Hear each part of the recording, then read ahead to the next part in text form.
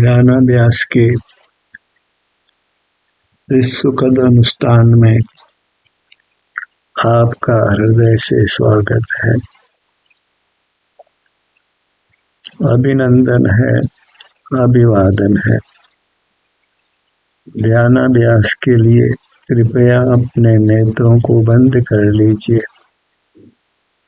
अपना मुख अपनी ओर कीजिए, अपने अमूर्त शरीर में विचरण करिए।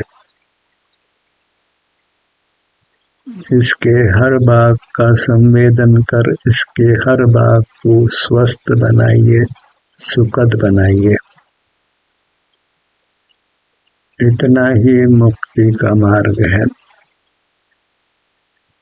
संसार मार्ग का बहुत विस्तार है। मिथ्या ज्ञान बहुत विस्तार रूप है, सम्यक ज्ञान अति संक्षिप्त है। सारा श्रम मिथ्या ज्ञान के खंडन में लगता है। सम्यक ज्ञान के प्रतिपादन में कुछ समय नहीं लगता है।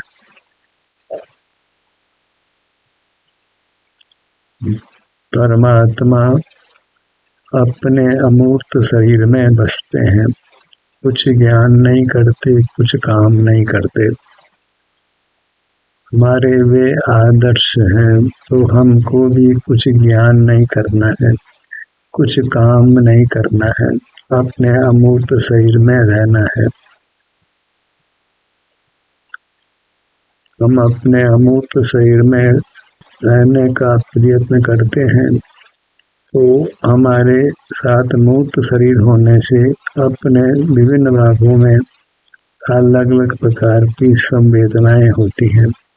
इससे हमारा ध्यान उन अलग अलग संवेदनाओं की ओर स्वमेव जाता है। उससे हमारे विभिन्न अंगोपांग स्वस्थ होते हैं। इस प्रकार हम पूरी तरह स्वस्थ हो सकते हैं। जो पूरी तरह स्वस्थ हो गया है उसको परमात्मा कहते हैं। जब कभी हम बीमार हो जाते हैं तो घर वाले, मित्रजन सभी ये कहते हैं कि विश्राम करिए। डॉक्टर भी कहता है विश्राम करिए, पर काम तो छोड़ देते हैं, लेकिन मन तो विश्राम नहीं करता है। मन में तो विकल्प उत्पन्न होते ही रहते हैं और उससे आकुलता भी होती है। विश्राम नहीं मिलता है। काया का विश्राम भले ही हम कर लें, मन का विश्राम नहीं हो तो वास्तविक विश्राम हुआ ही नहीं है। इंद्रियां भी खुली रहे, मन भी चलता रहे, केवल काय चेष्टा नहीं करने से कोई विश्राम नहीं मिलता है। तो विश्राम पाने की विधि यही है कि हम अपने अमूर्त अंगोपांगों से युक्त हों। वहाँ जो भी सुख दुख की स्थिति है उसका अनुभव करते रहें। उसी से हम रोगों से मुक्त होते हैं, वेदना से मुक्त होते हैं, हमारा मूर्त शरीर स्वस्थ हो जाता है, रोगों से हम मुक्त हो जाते हैं। कोई औषधि लेने की आवश्यकता नहीं होती।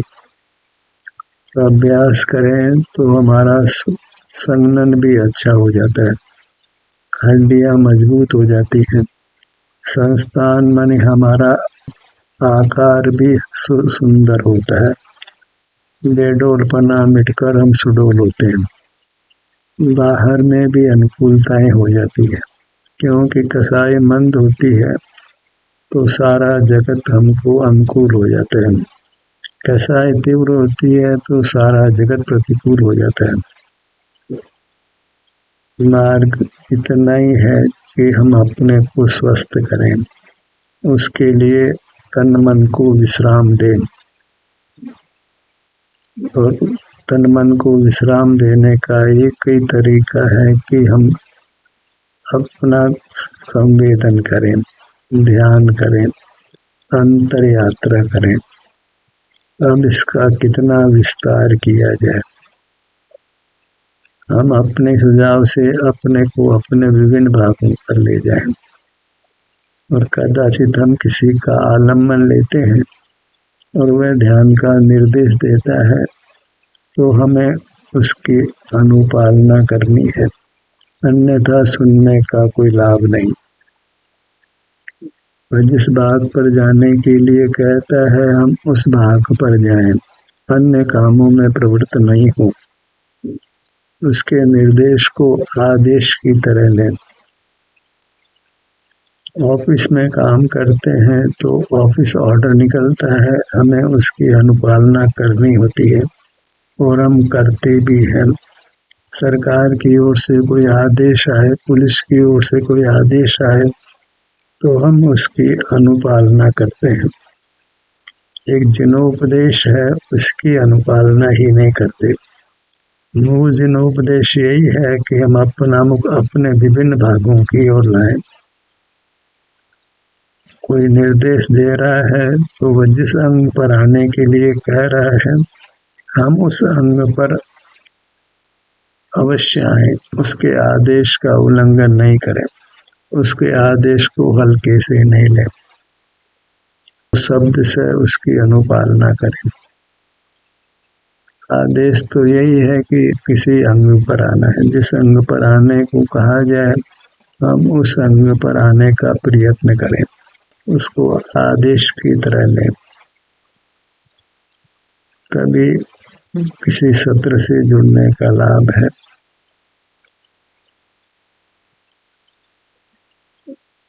लौकिक कामों में नहीं लगे, उसी काम को तत्परता से करें तो आपको तन मन को विश्राम मिलेगा और वही स्वस्थ होने का उपाय है, सुखी होने का उपाय है।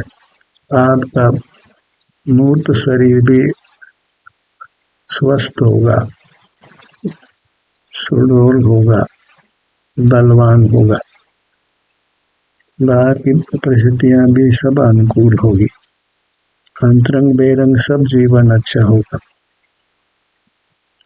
अपने ध्यान को अपने मुखमंडल पर लाइए। अभी इसको आप आदेश की तरह लें, अन्यथा सत्र से जुड़ने का कोई लाभ नहीं।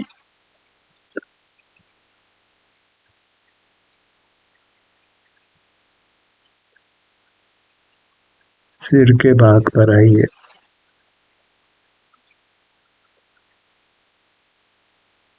इस कार्य का अद्भुत लाभ है।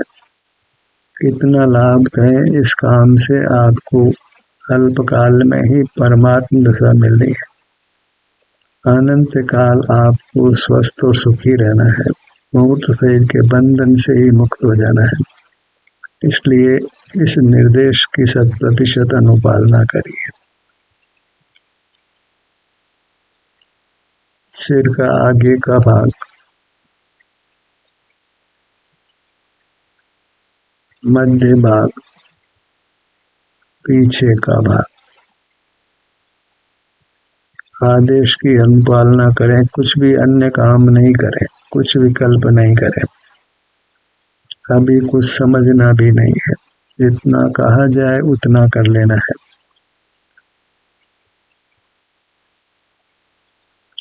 सिर का बायां भाग, सिर का दायां भाग, सिर का मध्य भाग, सिर का पीछे का भाग,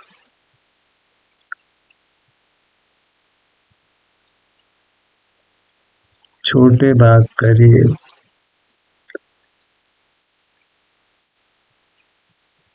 अपने शरीर में ही रहने का मानस बनाना है, इसके किसी न किसी भाग में रहने का मानस बनाइए, इसी में विचरण करिए, एक भाग से दूसरे भाग में जाइए, बाहर नहीं रहना है, अन्यथा आप थकेंगे, थकेंगे तो रोगग्रस्त भी होंगे, निद्रा की आवश्यकता भी होगी। मन की थकावट सबसे ज्यादा हमको रोगग्रस्त करती है। तो मन को जीतने के लिए हमको अपने अमूर्त शरीर से युक्त होना है, तो फिर हम रोगों से मुक्त भी होंगे और नया रोग भी नहीं आएगा, जीवन सुख से व्यतीत होगा। ललाट के भाग पर आइए।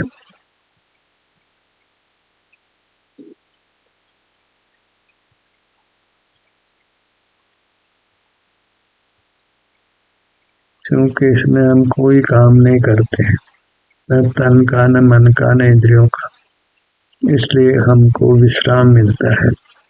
हम तरोताजा हो जाते हैं, सब इंद्रियां कुशल हो जाती है, सब अंगोपांग स्वस्थ हो जाते हैं। बिना धन व्यय के, बिना औषधि लिए, बिना कहीं गए हम अत्यंत स्वस्थ होते हैं। शरीर में फिर सर्वांग में सुख का अनुभव होने लगता है। ललाट का भाग,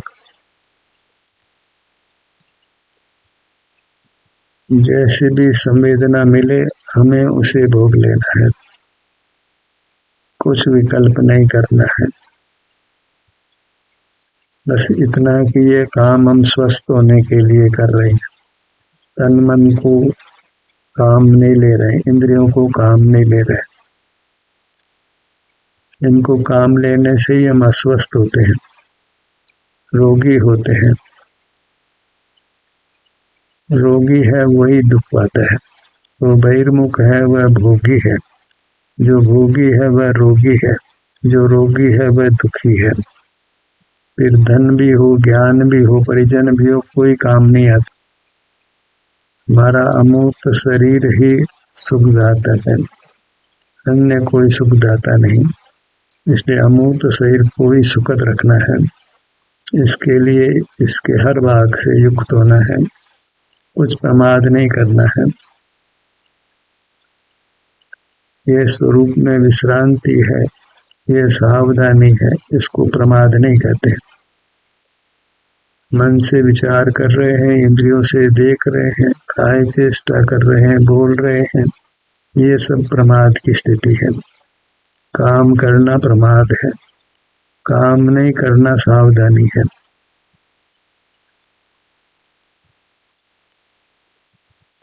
तो मध्य पर आइए।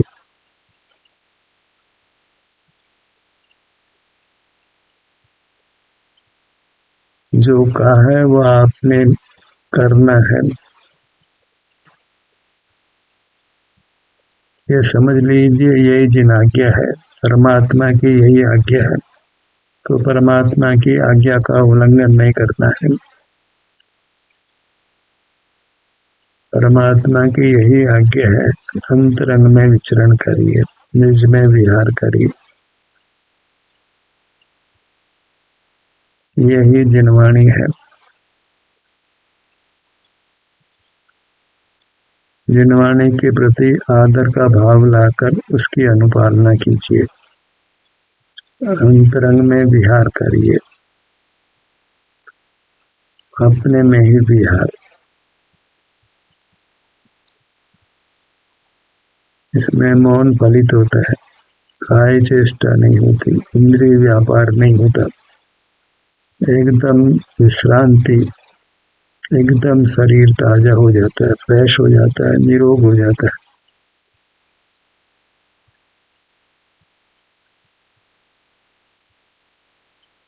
इसी प्रकार वर्षभ नाराज संगनन पाता है, समचतुर संस्थान पाता है। तीर्थंकर बलदेव चक्रवर्ती होकर परमात्मा होता है।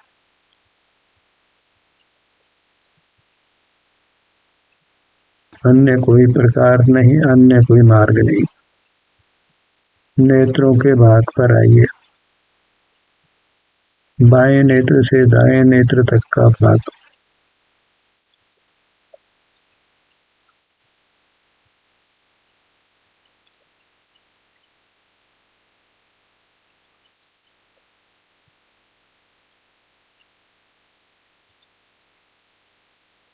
यही वास्तु चारित्र है, स्वरूप आचरण चारित्र, स्वरूप में आचरण। सिर से पैरों तक ये हमारा अमूर्त शरीर है, वही हमारा रूप है, उसमें ही आचरण करना है। यही जिन आज्ञा है।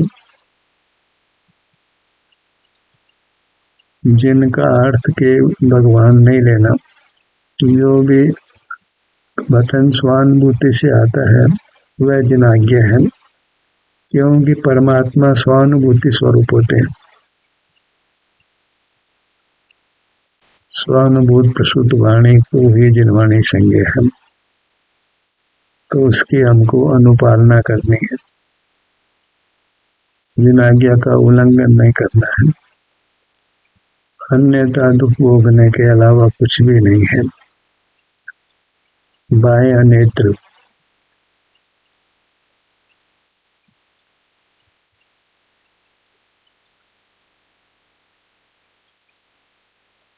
संवेदना स्वयं सुखद होगी, उसमें हमारा कोई कर्तृत्व नहीं है। हमारा कर्तृत्व बस अपने से युक्त होना है,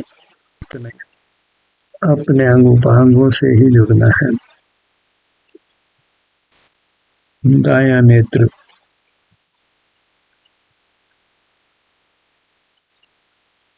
मार्ग के अनुभव के स्तर पर परीक्षा करना है, बुद्धि के स्तर पर परीक्षा नहीं होती है। प्रयोग करके देखिए, अपने ध्यान को अपने विभिन्न अंगों पर लाइए, वहाँ ठहरिए, इस कार्य को बारंबार करिए। एक बार में परीक्षा नहीं होती है, इस कार्य को कुछ समय तक करिए, फिर भी सफलता नहीं मिले तो आप इसको अस्वीकार कर सकते हैं, पर वो अवसर ही नहीं आएगा। इस कार्य को आप करेंगे तो आपको अवश्य परीक्षा होगी कि यही मार्ग सत्य है, अन्य कोई मार्ग नहीं है। कानों के भाग पर आइए, बाएं कान से दाएं कान तक का विस्तार।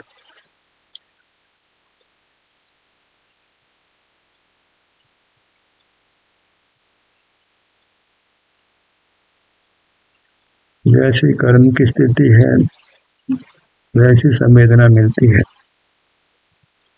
कर्म की स्थिति नहीं हो तो केवल सुख की संवेदना होगी, लेकिन अभी हम कर्म से बद्ध हैं, तो जैसे भी संवेदना मिले हमें अपने सन्मुख रहना है। बायां कान,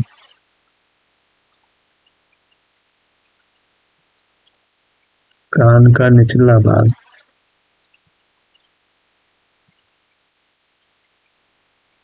अभी मन राजी नहीं हो तो भी आप इस आज्ञा की अनुपालना करने का प्रयत्न करिए।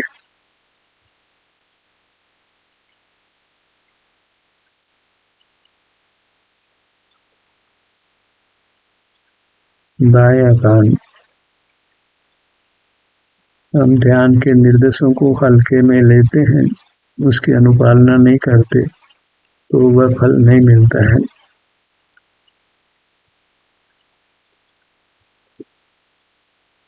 निर्देशित ध्यान में तो निर्देश की अनुपालना करनी होती है। आप जब अकेले ध्यान करते हैं तो अपनी इच्छा अनुसार उस काम को करिए। दायां कान,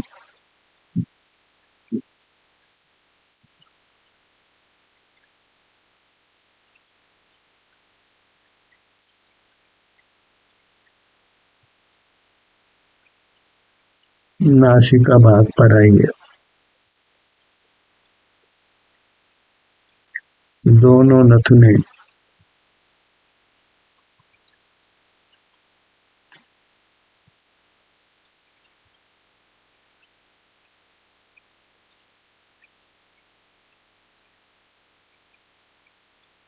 ऐसा अभ्यास करते हैं तो आप अपने स्वास्थ्य में सुधार पाएंगे।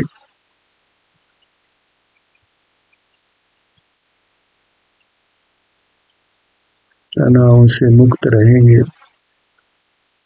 बिना बाह्य सहायता के ही आप सुख से रहेंगे। जगत का जो होता है होने दीजिए, उसमें आपका कुछ कर्तृत्व नहीं है, उसको जानना भी आपका स्वभाव नहीं है। आपका स्वभाव अपने स्वरूप में विश्रांत रहना है, अपने स्वरूप के सुख को भोगना है। उसी स्वभाव को अपना लेना है। अंतर्मुख रहकर अपने अमूर्त शरीर की सुख की दशा को भोगना है। अत्यंत स्वाधीन है। जगत के परिचय में नहीं रहना है, उस काम को नहीं करना है। उसमें थकावट है, आकुलता है, कर्म का बंधन है, भयावह संसार में परिभ्रमण है। अपनी सीमा में, अपने क्षेत्र में बने रहिए। धर्म की यही मर्यादा है, धर्म की यही आज्ञा है। बायां नथुना,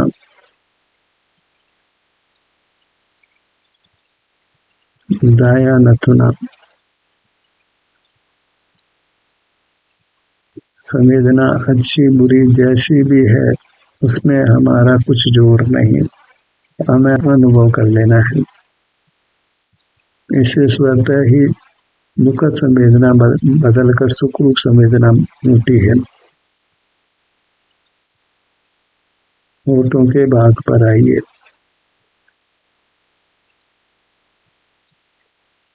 कर्तव्य इतना ही है कि हम अपने अमूर्त शरीर को सुखद बनाएं, हर अंग पांग को स्वस्थ बनाएं। इतना ही कर्तव्य, इससे अधिक नहीं है। इसमें पुनरावृत्ति भले ही भाषित हो, कर्तव्य इतना ही है। कर्तव्य बड़ा नहीं है। हमारा कर्तव्य अत्यंत संक्षिप्त है। अपने अमूर्त शरीर को स्वस्थ बना लेना, सुखद बना लेना, हर अंग उपांग को स्वस्थ बना लेना, मूर्त शरीर के बंधन से अपने को मुक्त कर देना। इसके लिए जहाँ मूर्त अमूर्त शरीर है वहीं बने रहना है। एक मुक्ति के लिए प्रयत्न करना है, अन्य कोई प्रयत्न नहीं करना है। मुक्त हो जाएंगे तो सब दुखों से मुक्त हो जाएंगे। मूर्त से बंधे रहेंगे तो दुखों की परंपरा चलती ही रहेगी। मूर्त के बंधन से मुक्त होना है। जहाँ बंधन है वहीं से जुड़कर रहना है। ऊपर का होठ, निचला होठ, दोनों होठ मिले हुए। सुनने में भले ही आकुलता होती हो, आपको जिस अंग का नाम दिया जाए उस अंग तक आप पहुंचते हैं तो आप निराकुल होते हैं।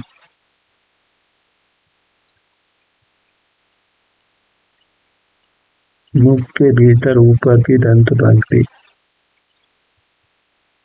नीचे की दंत पंक्ति,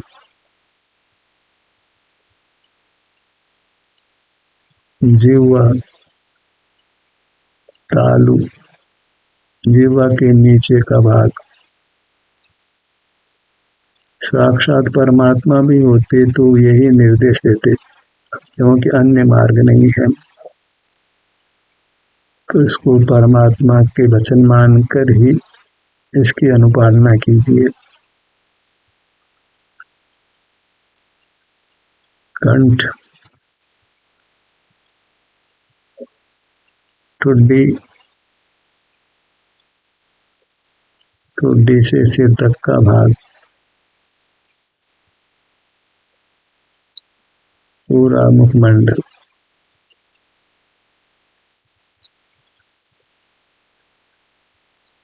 गर्दन के भाग पर आई।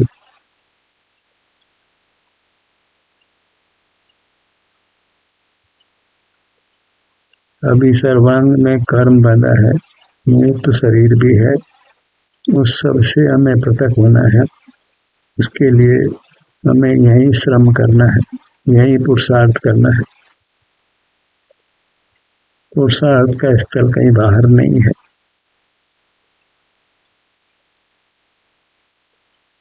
सीने के भाग पर आइए।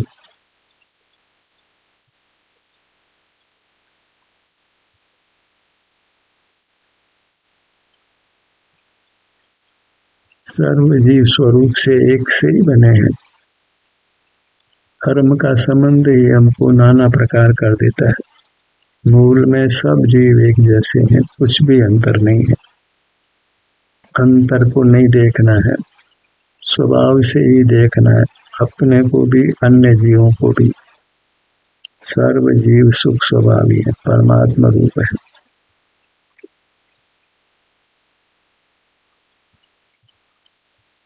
हृदय स्थान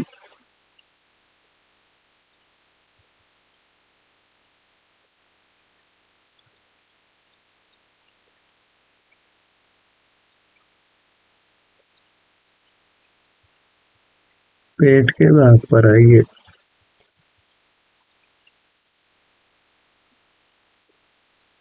नाभि स्थल,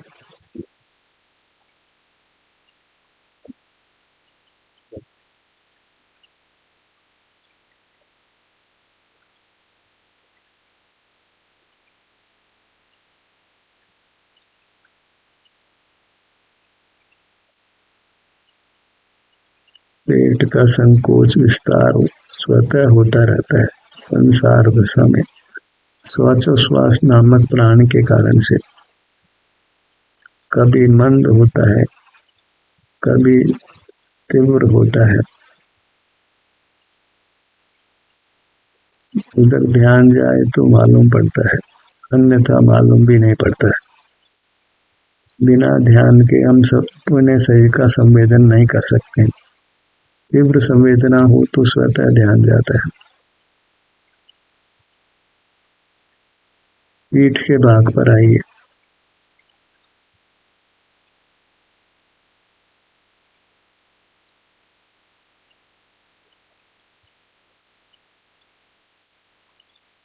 बायां कंधा, दायां कंधा,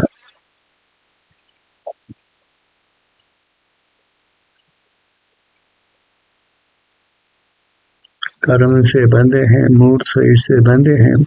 वह अपने आप में बता रहा है कि हम रोगी हैं, इस रोग से हमको मुक्त होना है। दाहिनी भुजा,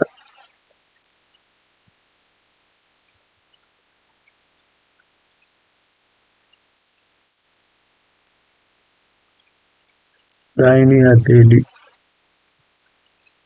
पांचों उंगलियां। पर छोटे छोटे भाग को अनुभव में लें तो इसके लिए बहुत समय की आवश्यकता होती है। इस प्रकार अपने अमूर्त शरीर को स्वस्थ करने के लिए, सुखद करने के लिए बहुत समय चाहिए। समय की हमारे पास कोई कमी नहीं है, तो उस समय को अपने शरीर के सर्व भागों के अनुभव में लगाना है। बहिर्मुख प्रमाद दशा में नहीं रहना है। बाएं भुजा पर आइए।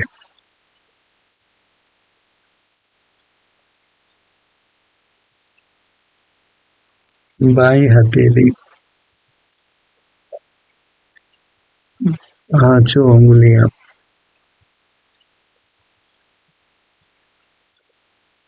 दाहिना पैर, पगतली, घुटना। बायां पैर, पगतली, घुटना। पूरा अमूर्त शरीर।